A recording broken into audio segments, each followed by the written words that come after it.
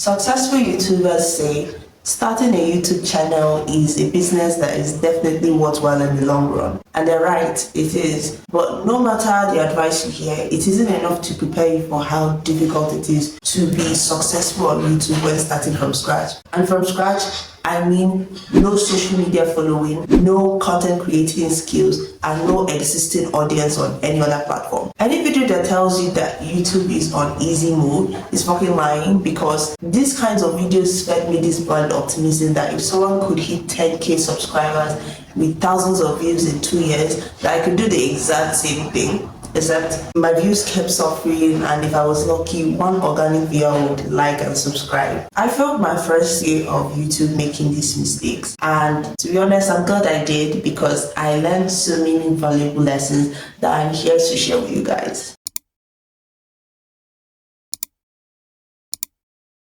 Starting with my first mistake was confidence. If you ask a lot of people who stopped posting on YouTube, or they've always wanted to start a YouTube channel but they just can't seem to start, they will give you a number of reasons why. But one thing I've usually heard is I wasn't confident in my looks. I wasn't confident in my environment because it didn't match a certain aesthetic. I wasn't confident in my content creating skills. I wasn't confident in myself. I wanted my first video to be perfect. For me, I wasn't insecure about my looks because, let's be real, I'm a very, very beautiful girl.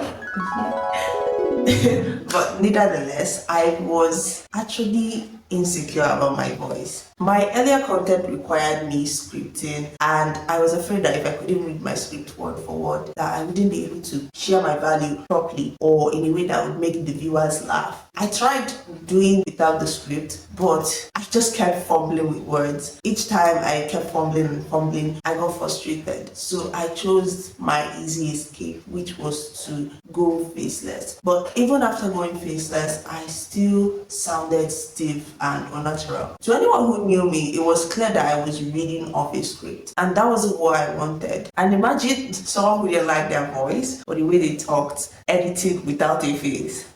It was bad. Although scientists have said that we don't like the sound of our voice on record, YouTube is a platform where people want human connections, and you hiding your face behind an animated character is taking away that human connection from the audience and yourself. Unless you're doing certain contents like vlogs, music, documentaries, storytelling, gaming, I wouldn't really recommend you to go faceless. Your first video won't be perfect. Your 10th video might not even be perfect. I mean, don't know, this might be my 32nd video and it would probably still be a mess, but keep pushing forward. So if you're trying to overcome your insecurity like I am, one tip I'm going to give you if you're not ready to commit to YouTube is create a social media account. It doesn't matter which kind, and film yourself and post it at least twice a week. That way you get used to showing your insecurity that people might not even notice, and also build an existing audience that probably likes you and will be willing to follow you to your YouTube community.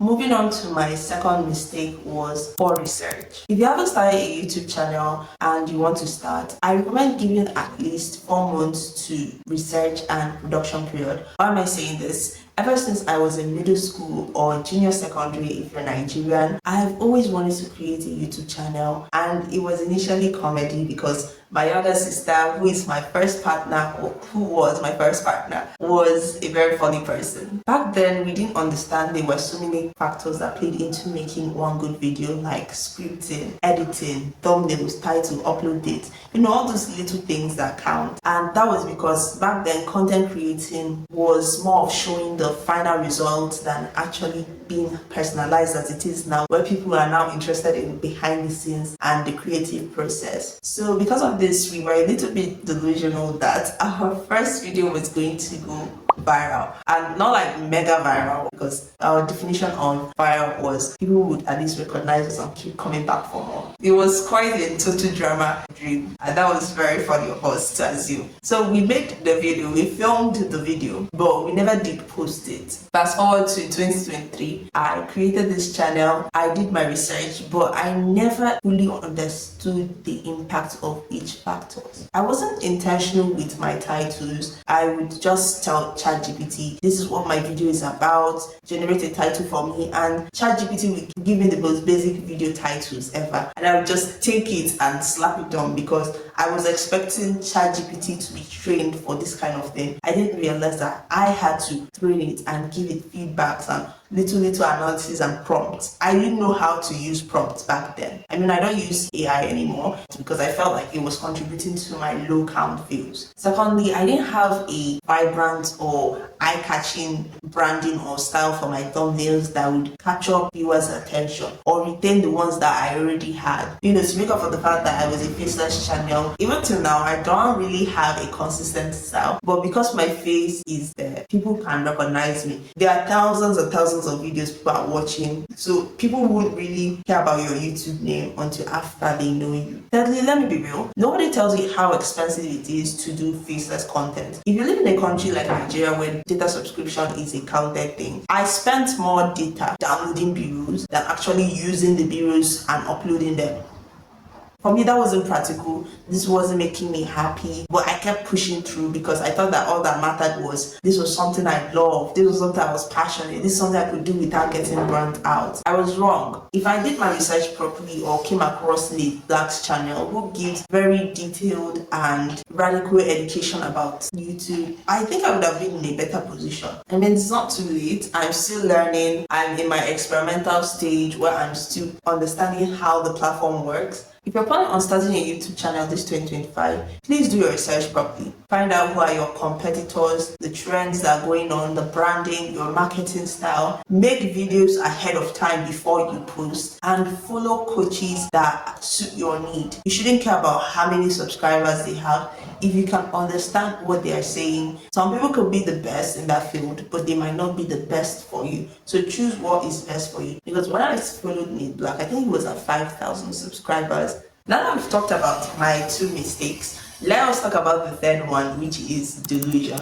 I mean, we can all be a little bit delusional, and it's good to have a healthy amount of it. But when you have too much delusion without the results, you will face one of the hardest and longest burnout of your life.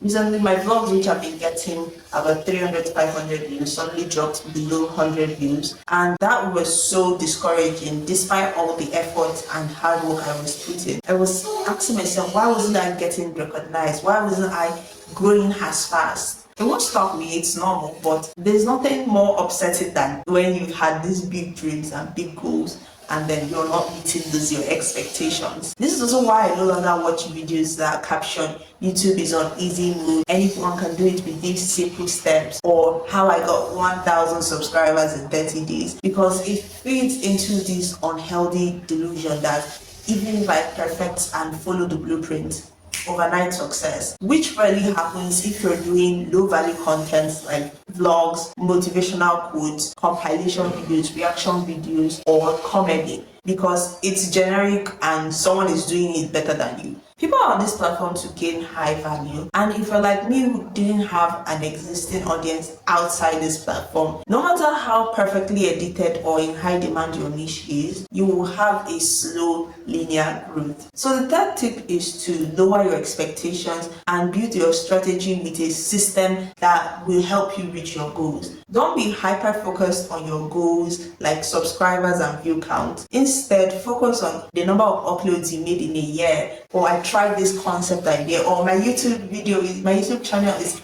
actually this year, or this is the year I actually posted my first video, I'm celebrating it. Celebrate your small wins. Do things that will take your mind off that short high, because there's one statement I learned, and that is comparison is the theft of gratitude and joy. Delusion is a powerful drug. It can make you or destroy you. Hey, so I have one simple task for you. If you're enjoying this video, book that like button. Book it now.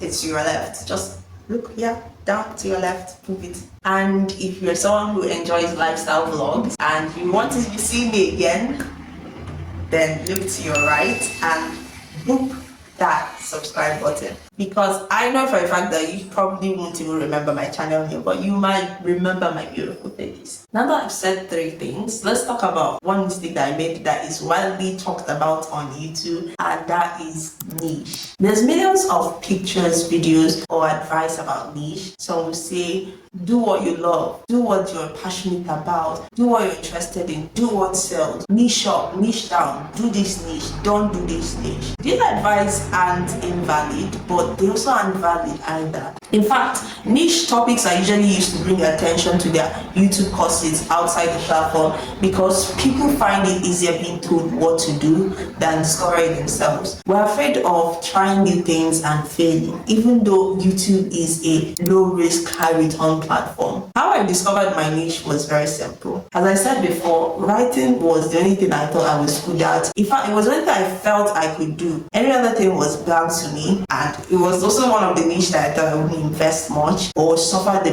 burnout or go through that imposter syndrome. Along the way, I started to realize that I wasn't ready for this niche. More like it felt like a selfish interest to me. I mean, I love books, I love writing, I publish them, but my opinions on books were too personal to share. Before I created my channel, I had a lot of interest on my For You page, and vlogs happened to be one of it. Business vlogs, home decor vlogs, room makeover vlogs, lifestyle vlogs. During that period when I created my YouTube channel and I was posting, I came across my first Nigerian vlog, and I was so surprised that Nigerians also do vlogs. And my interest and my joy that Nigerians do vlog made me so excited. I was consuming it so much that I was like, I could do this, I could try this. So I did. And my first video, which I posted on May 19th, 2024, actually got 53 views and the copyright claim on it. I mean, it's not the kind of copyright that makes me worry, because it's not like the video performed fantastic. I did gain some subscribers, but because I was juggling back and forth between writing and vlogs, I lost said subscribers. According to Ali Abdul, there are 2 types of YouTubers. There's the architect and the archaeologist. Now, the architect is someone who has a plan, a team, everything needed to make their YouTube channel, and most of the time architects can be seen in podcasters, while the archaeologist is just someone who does everything possible, trying to bit of this, trying to bit of that, until they find the one that works for them. This is the kind of YouTuber that you should be. Try a new niche for like 6 months, and if it's something you don't feel like you're digging, or you feel like you won't really enjoy in the long run, switch until you find your gold mine. Who knows, maybe your channel might be known for trying new things and sharing your experience about it. So a great tip, if you don't know what you're interested in, go to your YouTube search history and get 3 videos you watch, consume the most. That will show you what you're passionate about, you're interested in, or what you can do. My opinion on niching up or down.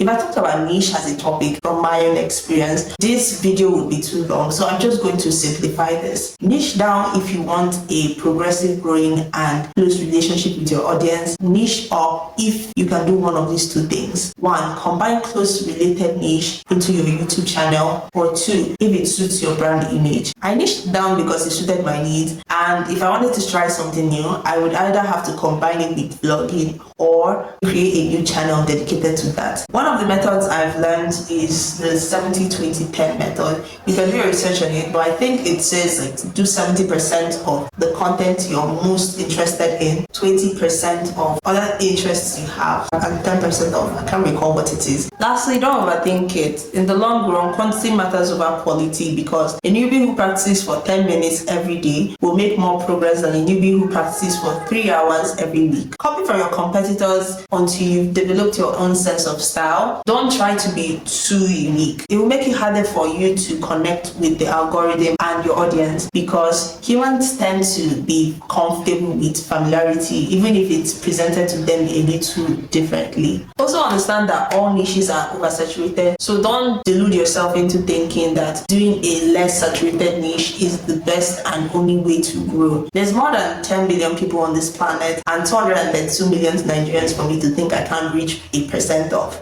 It will take time, but every day new viewers are joining the platform, and who knows, maybe your best video, my best video, might be on the recommendation page right now. Thank you so much for watching. I enjoyed making this video and I hope you guys enjoyed watching. If you have any questions, you can leave it in the comments, but with all that I've said, please decide if YouTube is something you want to commit to. Take care, Snow. Bye.